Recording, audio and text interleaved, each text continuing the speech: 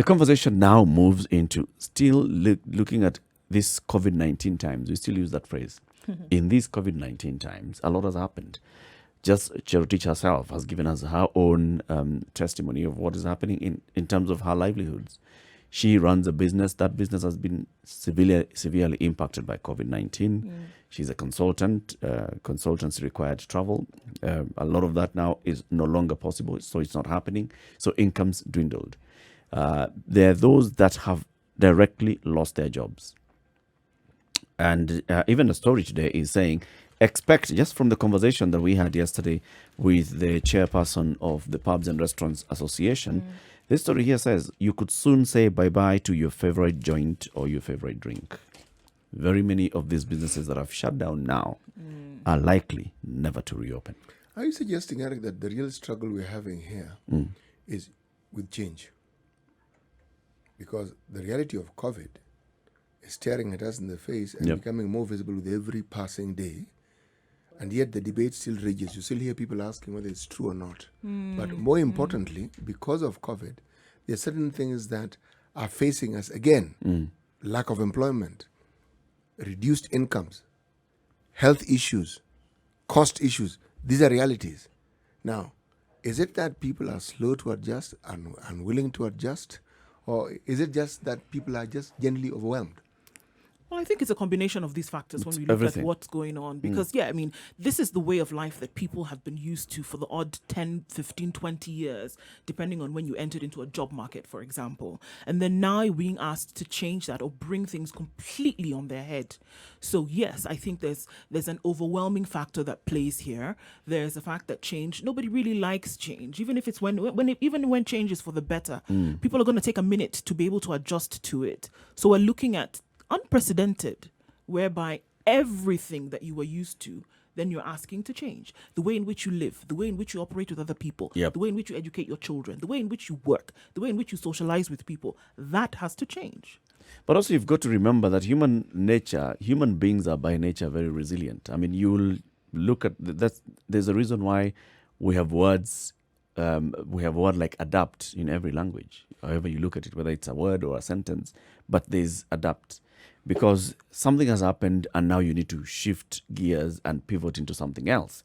This is what is expected. The reality of the COVID situation is that it was sudden.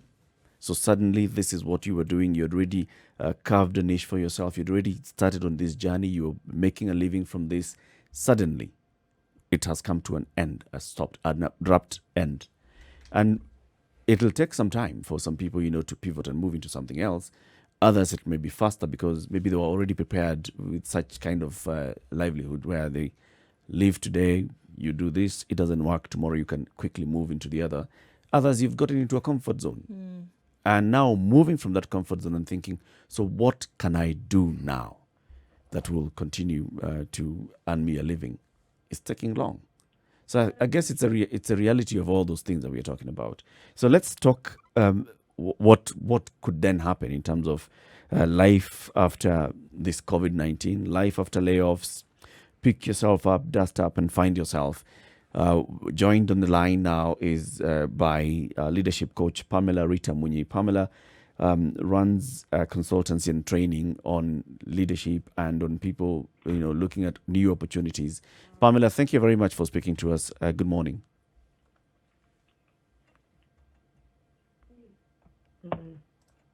She's not able to hear us, so John, just get her back on the line. So Pamela is going to be talking to us about, what is it that you can do to pivot yourself, to move from here to the next stage in life, to do what you're thinking that this is it. Life has given me all these lemons. Well, and then you're looking at things like the new normal, and everybody says the new normal. And it sounds like a buzzword that goes along with COVID, but actually is the reality that certain things have to change. How are we then going to be able to adapt with this? You lost your job, and perhaps now you need to look at the option of, using whatever little resources that you have to start a business, for example, to be able to get by, or apply for a new job, or start to look at ways in which you can basically survive. it really does call for that. How do you begin? How do you start to now say, all right, this is the change that I need to make, and this is the manner in which I'm going to do it? Job losses have taken place. There have been cuts. There have been salary cuts. How do you now begin to deal with your new budget, whereby you had planned, for a very long time, for a year, as it were? How then do you go about that? So I think it's very important to be able to look at some of these, and it goes across board, whether you're earning a very little amount, whether you were earning a very large amount, and then that has suddenly changed. Life is changing, and it has changed in a very short period of time. Nobody was given warning that this was coming. Yeah. So you didn't have time to adequately prepare for the rain, as it were. It was something that you met as you were going. So then you have to readjust, turn the wheels, and start. The question is, how do you do that when all these other things are not taking a break? Yeah, it's not going to be an easy one, because I mean, you're not being given an opportunity to adjust. You still you have to go with it. You have your bills to pay. You have your family to feed today. You have your rent to pay at the end of this month. Everything else is continuing. The only thing is that your source has dried up. So what is it that you do to adjust to this? Pamela Rita is joining us now on the line. Pamela Rita Munyi is a leadership coach. Good morning, Pamela. Good morning, Eric. And thank you very much for speaking to us this morning. Karibu, welcome to the Situation Room. It's my pleasure. So we have just introduced the topic, Pamela, and looking at COVID-19, the impact that COVID-19 has had on very many people. People have completely lost livelihoods. Others have had their sources of income severely affected, dwindled maybe to an extent of even from 100% to 10% in some cases. And now we want to have a conversation on what are the opportunities? What do we do when you find yourself in such a situation? Okay. One of the first things that happens, Eric, is the loss of a job is just like the loss of maybe a loved one. And the first thing that happens is when people lose a source of income, there's a lot of denial and just the phases of grief. The first thing is people are the denial. People are struggling to accept what's going on, and then of course there's anger, and then bargaining, and then there's the aspect of depression, and then we get to acceptance. So the first thing I'd like to say is that when you lose a source of income or when you lose a job, it's very important to accept that it has actually happened. Because once you accept, then you're able now to just move on and begin to think of what to do. So the first thing, Eric, is really acceptance. It's important for people to accept that the loss is there, the job is gone, and the source of income is there. Yeah. Pamela, this looks. I think this is if anybody could say, it's a very different situation whereby a loss of a loved one, for example, whereby you have to go through the different stages of grief and acceptance and all of this, but nothing is waiting for you to go through the process when it comes to losing your job, for example, in COVID. Nobody's giving you time to sit down and accept and grieve and whatever. There are children who are waiting for you to feed tomorrow. There is food that's being waited to be looked for example. There's a landlord who's waiting for their rent. So you don't really have the time. You got to go. So whether you accept it or not is a reality that slaps you in the face, a good one, as they would say, and you have to get up and go. So do you have time for this process when things need to be done? You may actually not have time for the process and to go through, but those are the things, the motions that you go through, even as whatever is going on. So the first thing I'd like to say is personally, by the way, I know what it feels to actually lose a job and lose a source of income without notice. I mean, most of the people who've lost work, many have not even had notice. You know that you're given notice 21 days or 30 days or 40 days. So the first thing that I'd like to say is really the support systems really is something that people really must find. And just like you're saying, there's no time to even think through. So the first thing is, what is the support system that is around the person who has lost a job? Let me even personalize it. What is my support system? Just like you said, I need food on the table. I need to pay my rent. I need to pay, the basics. So the first thing is the support system. Is it family? Is it friends? Because that's where it begins. Because, like you said, there are things that have to be done. So the person needs to find the support system. Who can help me through this? Is it family? Is it friends? Is it savings? One of the things I've noticed in the last 4 months, there were news that Kenyans have actually lost, their savings have run out.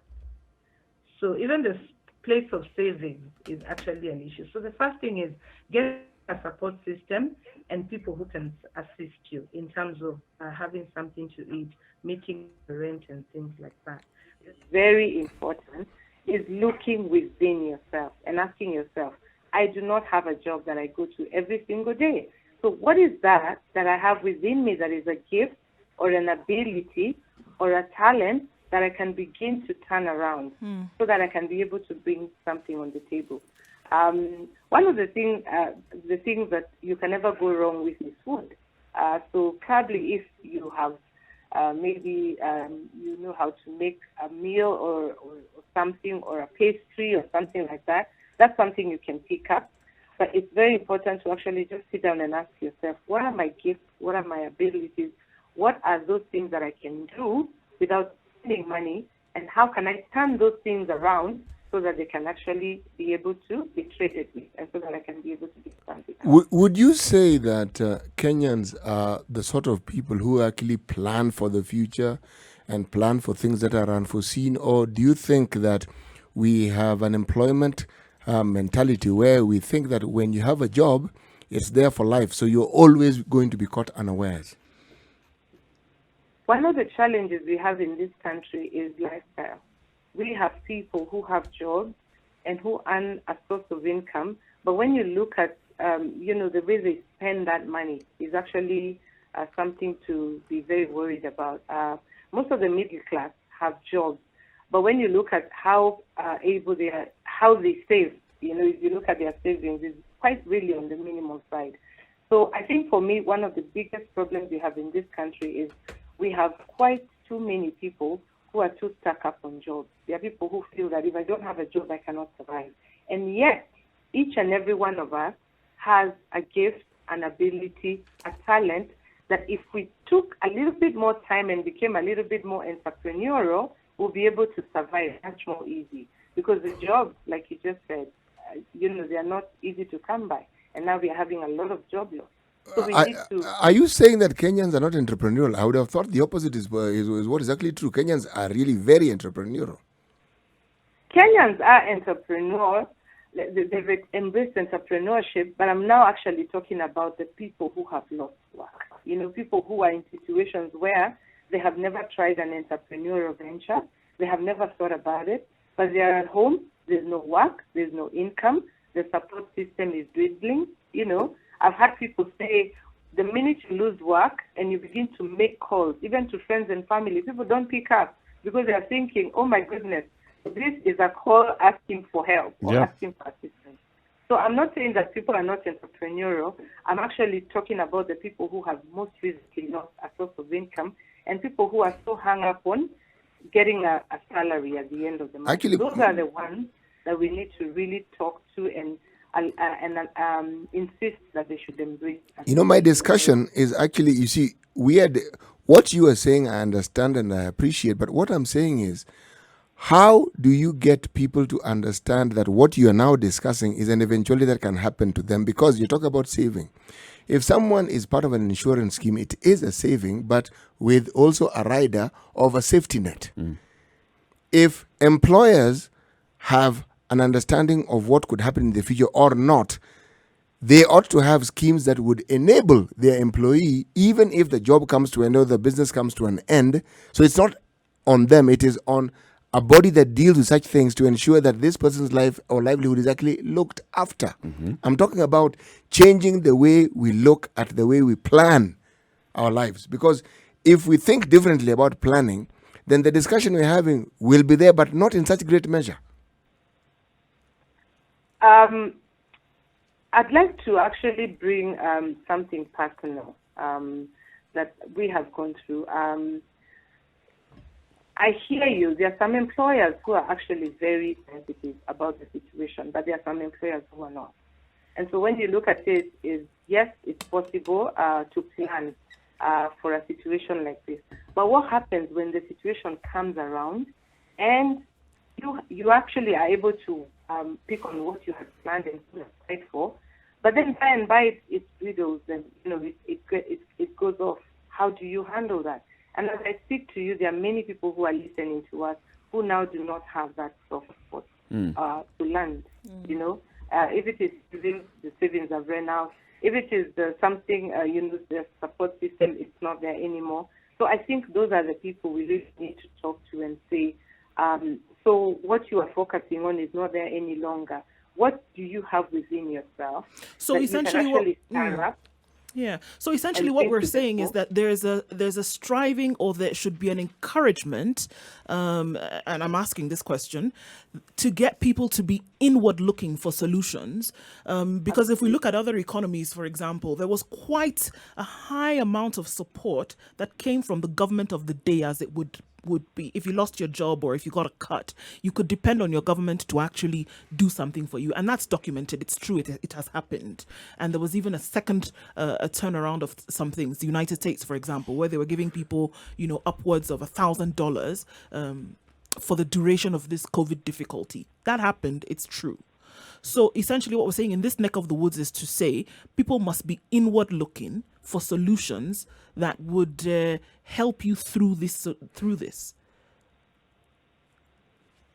Yeah. Actually, that is it. And another thing that is very important that I'd like to say is that whenever you get something to do, if somebody employs you, whether it's a job or whether you have an entrepreneurial venture, you need to always ask yourself, what happens the day that this is removed and it's not there? What happens the day that this source of income is not there? So inward looking is very important. And there's something I'd like to say that I've also observed, especially in other places and other economies. There's a lot of encouragement, even in the education system, for people to pick up on what causes them, what drives them. There are things that we take for granted that could be hobbies or could be talents or things we do without a lot of training. But those things could actually save you on a rainy day, on a day when you do not have a formal employment. Yeah. But I think this conversation then brings various angles to it. There is the first one where in ordinary times when the sun is shining, what do you do with that, in terms of now creating that savings culture? And I agree with you, CT. I think in this country, our savings culture is put to question. Although others could argue, if you look at the proliferation of SACCOs, that is a saving culture that is right there. That it shows itself that people actually are members of SACCOs, so they are putting money aside for saving, and they know that this is also a pool that I can get into if I wanted to invest into something where I can get a loan and use my networks as co-guarantors. So that can go as a counter argument to what I'm raising here, our savings culture. Then the other one is the entrepreneurial culture, where this is the other thing that is known in this country. Everybody has a side hustle. Whether they talk about it openly or they don't, somebody's always thinking of what else I can do. And they call it a side hustle, where, like you're saying, Pamela, maybe it's a hobby and you do something to make a living out, 1 or 2 shillings out of it. Very many of those side hustles also get impacted at the same time as you've lost your job. So right now, there are people who had formal employment. They were also running some side hustles. Maybe they were running some entertainment joints, some food joints, there were DJs somewhere. Those have gone. Eric, according to the Kenyan Yearbook 2018, the percentage of Kenyans, they're talking about 20 million adults, all right? 22% are served by commercial banks, microfinance institutions, while 17.6% are served by SACCOs. The people who join these SACCOs and who form the body of individuals who are in this sort of scheme, and we haven't thrown in insurance, are not a large number. Even if you do the maths, even if you add the banks, and then you add the SACCOs, we barely get to 40%, meaning the majority are not served by this. Why am I mentioning this? Can I give an example? Yep. Please, carry on. Okay. One of the things that I think Kenyans need to learn, COVID-19 pandemic has come around, and it's going to really help us to just do things a little bit different. We have observed that we do not have a saving culture in this country. And I can tell you for a fact that is true. So what is it that can be done? What multi-sectoral approach can be done so that we begin to actually encourage Kenyans to save? 3 years ago, my contract expired at a place that I was working. And what happened is that you had to leave. And it was many of us, and we were at the top of our career. You know, we thought that actually the contract was going to be renewed, but that did not happen. Now, the first thing that happens is that you actually get hit by this realization. And one of the things that is happening in Kenya now, especially for the people who are quite educated and exposed, people who are middle-level career, you realize that once you lose a job, it's very difficult to get another. So the first thing that hits you is that how are you going to survive for the next 6 months or for the next 1 year, depending on what route you will take. Even as we have this conversation about gifts and hobbies and things like that, there's a period. Why did you think your contract would be renewed? Pardon? Why did you think that your contract would be renewed? You knew it was a 3-year contract, it came to an end. What made you think, or what made you hope, or what made you hanker your plans on the renewal of this contract? Oh, performance, and that's what everybody thinks. It's going to get you a job a second time. But you know they are dynamics. That is what I've realized. They are different dynamics. You may actually think that you're performing well. You may actually think that you're doing the best for your employer. But then a dynamic comes along and you realize things did not go as planned. And that's when I realized you should always have a plan. You should always be ready for the worst. And that's one thing that we need to encourage, especially the young people. I'm talking about the young entrepreneurs, people who are in the middle of their career. Should always be ready for the worst. You know, my experience has been slightly different from yours because I worked for a government parastatal. And there was a very stark difference between people who were employed on contract and those who were permanent and pensionable. Literally everyone who was on contract, who were the minority, had a plot, were building, had built, had moved into a half-finished house. Whereas those who were permanently employed had cars, they were renting houses. And I saw this as very interesting because even the conversation around it, and those who were on contract were always fighting to finish their project before the term of that contract came to an end. Those who were permanently employed, I never saw them struggling. It's permanence. I never saw them moving in that direction. They'd change cars, change residential places where they paid rent. But I never saw them with the same energy of trying to do things, personal things for themselves.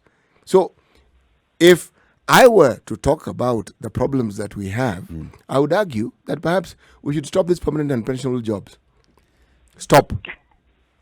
So everybody just lives in a... You have a contract, so you work. There's insecurity. You don't have like this safety. It motivates imaginary you. safety net. Yes, false. It's false safety net, so that it motivates you to actually It was have true something once else upon to a fall time back where on. you could work for 30, 40 years continuously. And you were sure.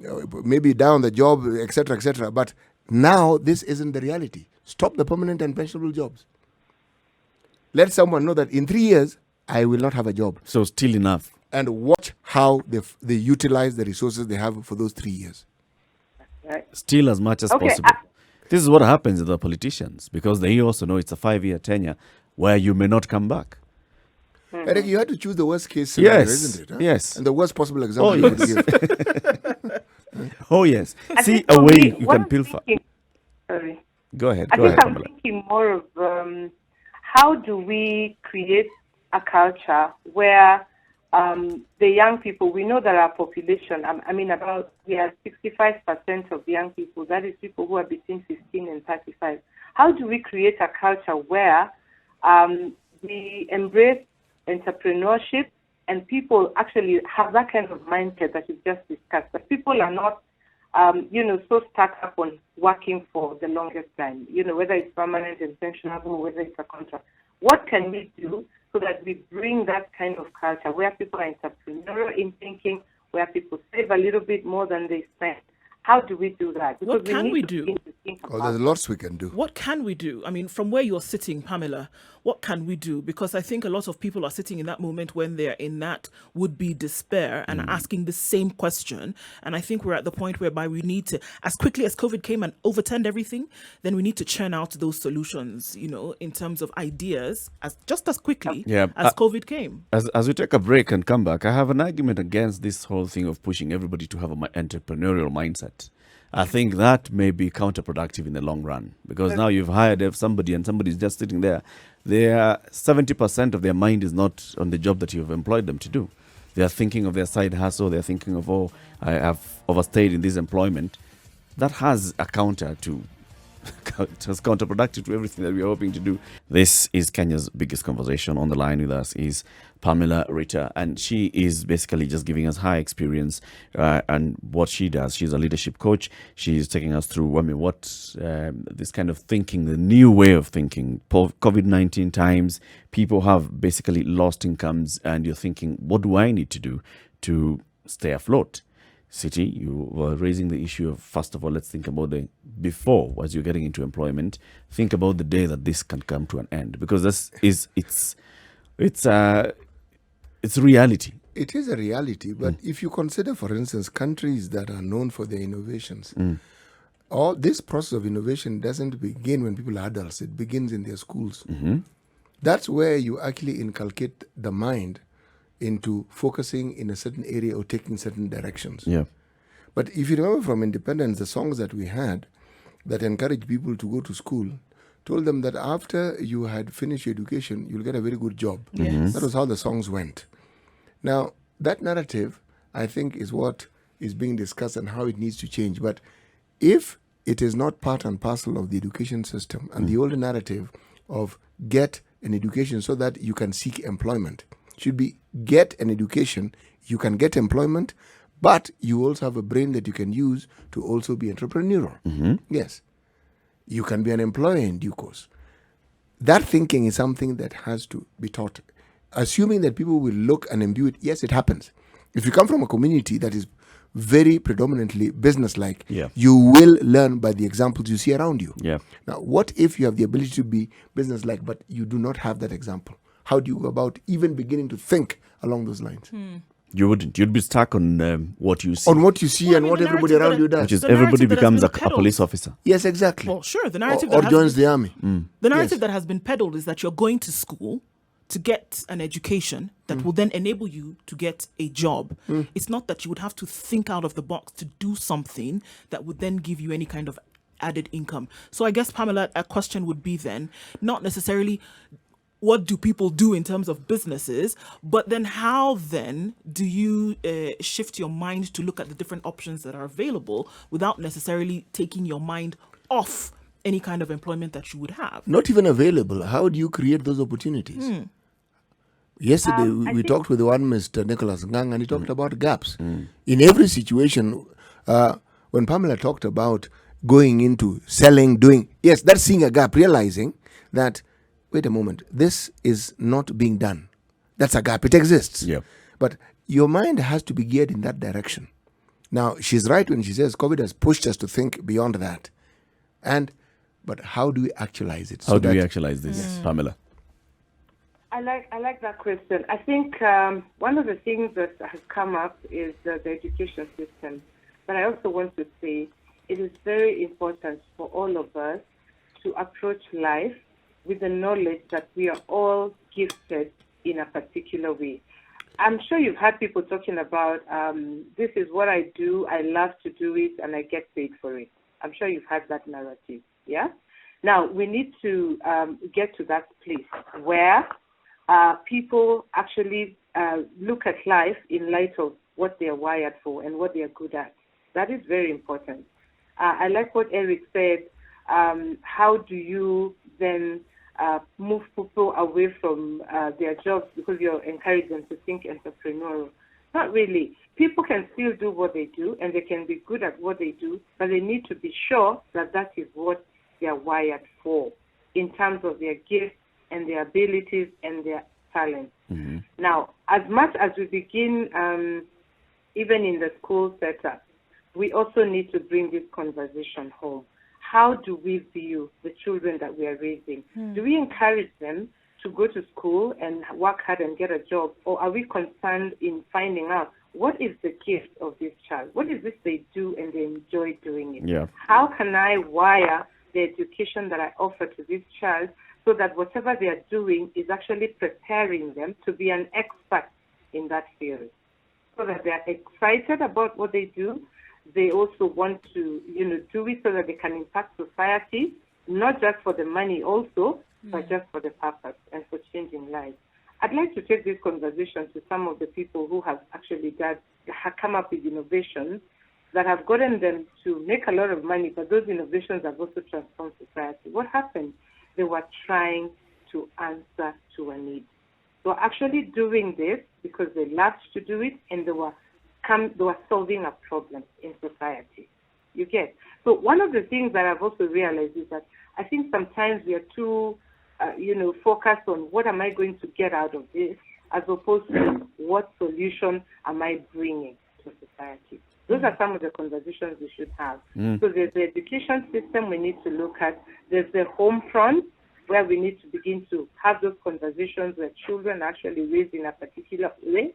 And then there's this grown-ups, people who are in their 20s, 30s, and 40s who've lost jobs. Where do they go and seek help? We need to have avenues where they can be able to seek help and where they can be able to actually get people to change their thinking. What would these avenues look like? These avenues that they could go to for help?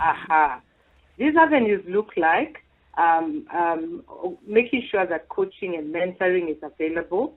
And these are people who don't have money. So you cannot actually begin to tell them to go to a coaching firm and pay some money.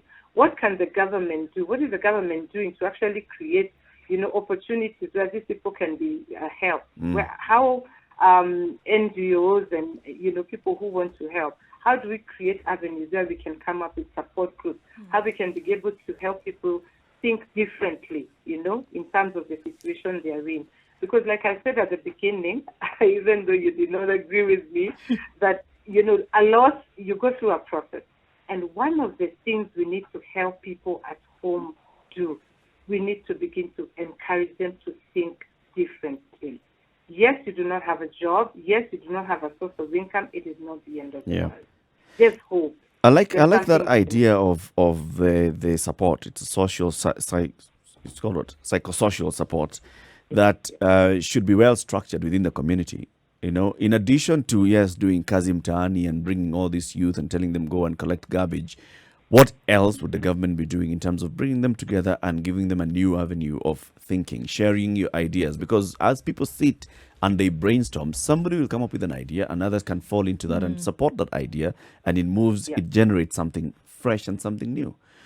What we are seeing now, even when you see people moving from employment and going into, we saw yesterday a story that was covered in the Standard, where it was a teacher who had been employed by a BOM, a certain school, has now moved into selling mandazi.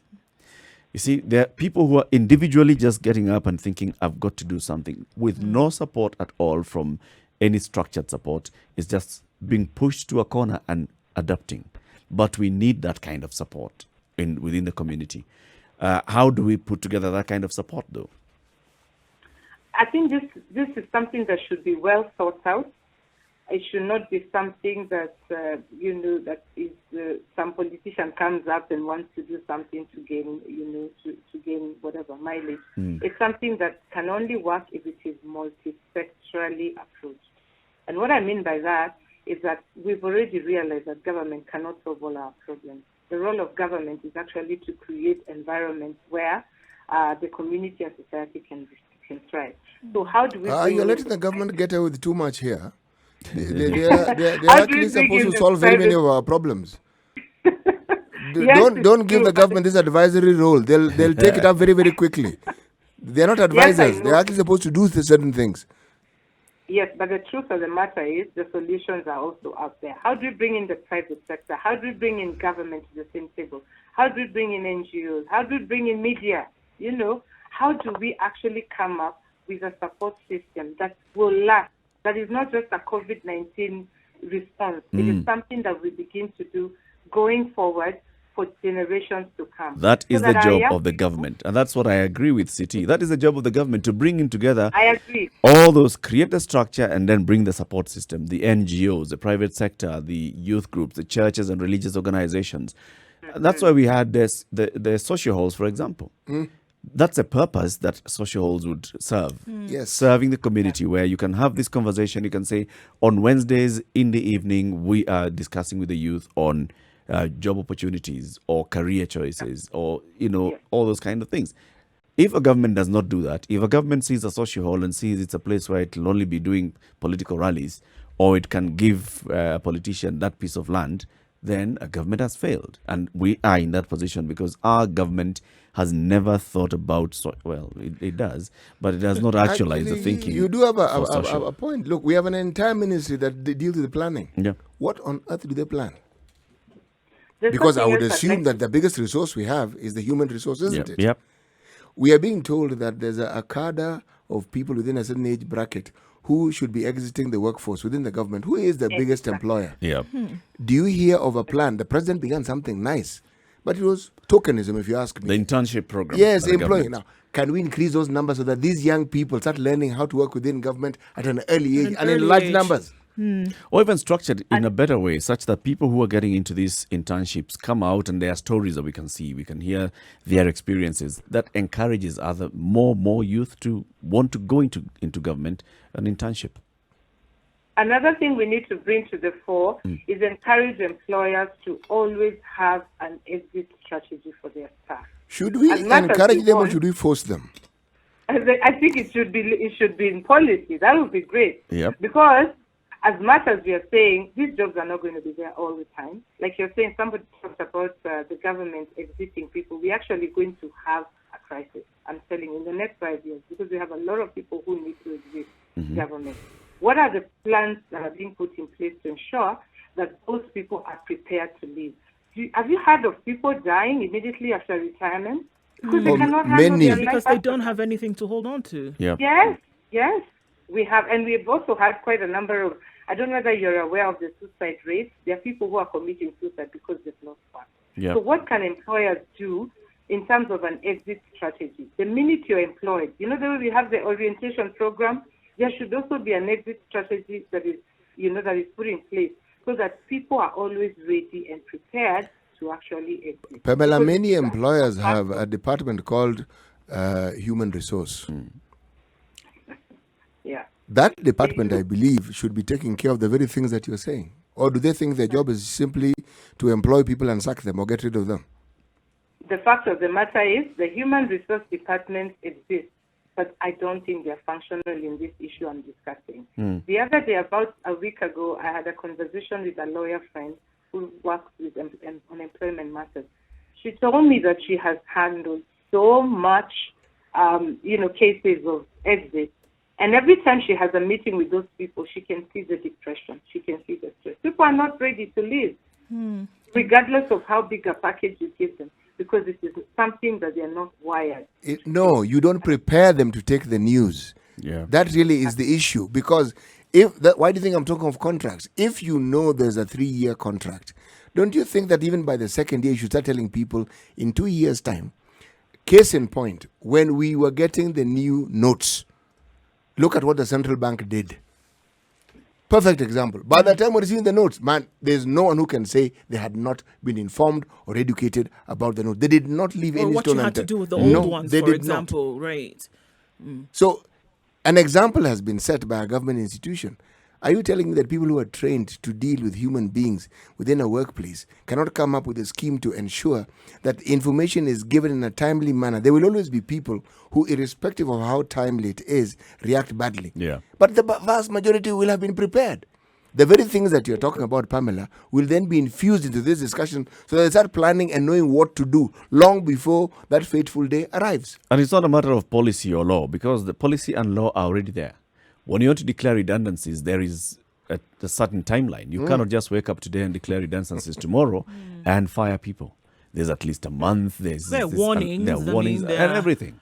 So on paper, these things are there. It's now ensuring that the relevant departments do that. And if it doesn't start from the biggest employer, that's the government, then the private sector is not going to be looking up to anyone. I'm still at that point, though, Pamela, whereby, I mean, we can talk about things and how they should be and how it would be great if this and the other thing were happening. But the reality of the day is that it's clear that there are certain things that are not happening, right? In terms of that buffer, right now, it doesn't exist. If we're just going to look at government, for example.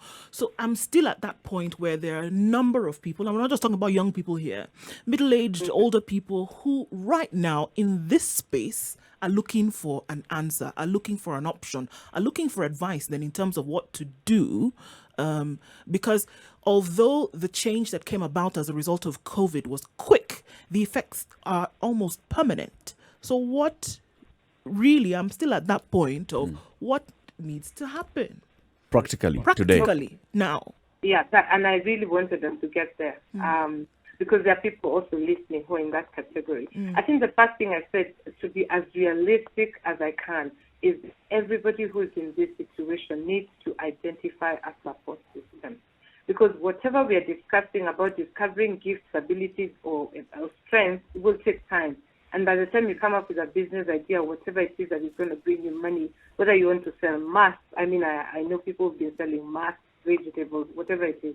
The first thing you need is identify a support system in your life. What works for you? Is it your family members who can support you? Is it friends? Is it the church? Is it the government? Whatever it is, you need a support system because you need to survive.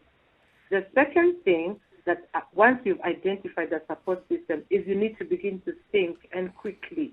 And that's why I'm saying you need to accept very quickly, go through the emotions, whatever it is, and accept and begin to ask yourself, now I have a support system. I'm not sure how long it will last. What am I going to do from 15th of August when this support system is not in place?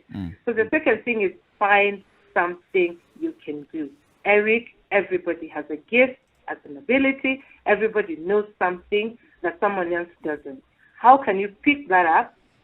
How do you identify it? How do you refine it? How do you turn it into a relevant need?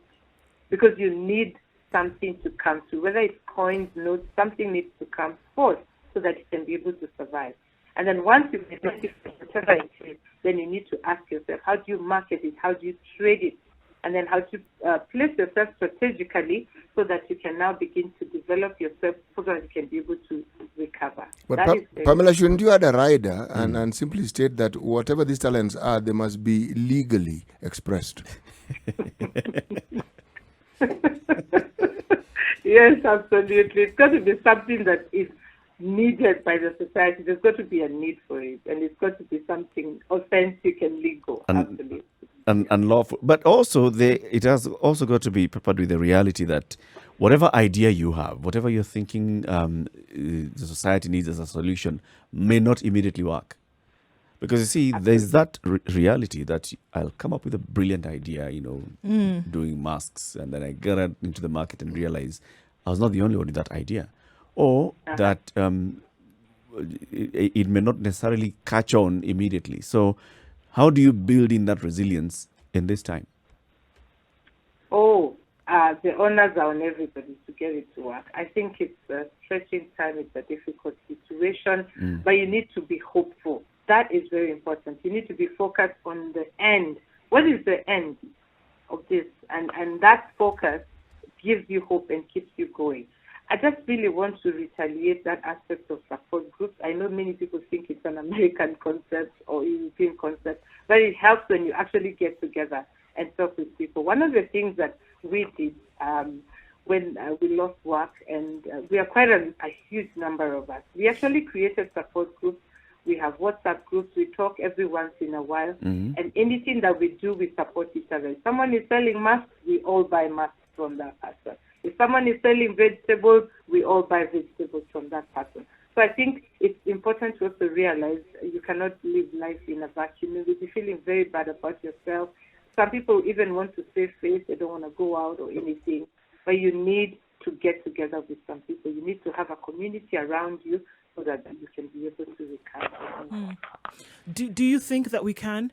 Because one of the things that even as we wrap this up, one of the things that we're dealing with is that it's not just one sector of people who are suffering here, across board. People who used to earn a daily wage, those who earn a monthly wage, those who were able to do fantastically in business. So we're looking across board. So we could be very optimistic, which we are encouraged to do, but do you see that everybody, or at least most people, can bounce back from this and perhaps find a silver lining in this cloud? I think one of the things that even government will realize by the end of the year, there'll be much more entrepreneurial ventures coming to the fore. People will recover. I have no doubt about it. It's going to be difficult, and that is why it is important to stay positive, to remember that God is in this and it's something you're going to go through for a short while. And that's why it's important to have support groups and things like that. But it is a situation that is going to blow over. It's going to blow over. It may not feel like that. I know exactly how it feels. I've been there. But you have to actually wake up every day and believe that it's going to get better. And then another thing I'd like to say, which is very important, you cannot afford to have a void mind. You must do something. Don't just sit there. Read a book. Do something. There's got to be something you must do. Because the minute you stay there and your mind is empty, oh my goodness, there's so much you're going to get yourself into, which may be negative. Things like addictions and things like that. You need to just make sure you're doing something, have accountability partners, so that you can make sure that you're keeping it positive. So get up and stay active. It's blow over. Yes. Yeah. Thank you very much, Pamela, for speaking to us today. Pamela Rita Munyi is a leadership coach, giving us experiences, and it's actually very good, Pamela, that you've used this conversation to also share from your personal experience, something that you've gone through. When you're talking about support systems, you've seen the support systems working for you, and also that resilience. We hope that all of us who are listening today, pick up a lesson from this. And sometimes we talk as if it's somebody else's lesson. It's right here. It's somebody else's lesson to learn. But it's all of us to learn from this. And asante sana, Pamela, for this one. We wish you a great day. Thank you so much for having me. Thank you. Thank you.